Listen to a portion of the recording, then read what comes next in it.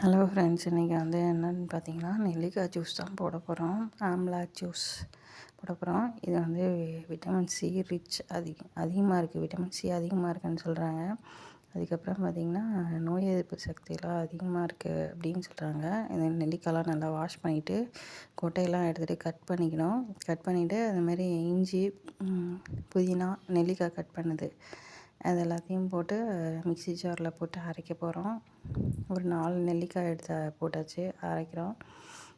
கொஞ்சம் அரைச்சதுக்கப்புறம் தண்ணி ஊற்றிக்கலாம் அப்படின்னு சொல்லிட்டு அரைச்சதுக்கப்புறம் பார்த்திங்கன்னா இப்படி இருந்தது. அதுக்கப்புறம் வந்து கொஞ்சம் தண்ணி ஊற்றிக்கலாம். நம்மளுக்கு எவ்வளோ ஜூஸ்க்கு தண்ணி வேணுமோ அந்த அளவுக்கு தண்ணி ஊற்றிட்டு அதுக்கப்புறம் திரும்பி ஒரு பல்ஸ் மோடில் வச்சு அரைக்கணும். நல்லா அரைச்சதுக்கப்புறம் இது மாதிரி இருக்கும். அதுக்கப்புறம் பார்த்தா ஒரு வடிகட்டியை எடுத்து வடிகட்டிட்டு அதில் உப்பு போட்டு சாப்பிட்றதுனாலும் சாப்பிட்லாம், இல்லை சர்க்கரை உங்களுக்கு போட்டு சாப்பிட்றதுனாலும் போட்டு குடித்தா சூப்பராக இருக்கும். Amla juice healthy juice. வடிகட்டினதுக்கப்புறம் பார்த்திங்கன்னா இவ்வளோ தான் இருக்குது. ஹெல்த்தியான ஜூஸ் ஒன்று குடிக்கலாம் அப்படின்னா கிட்ஸுக்கு எந்த மாதிரி ஜூஸ் கொடுக்கலாம்.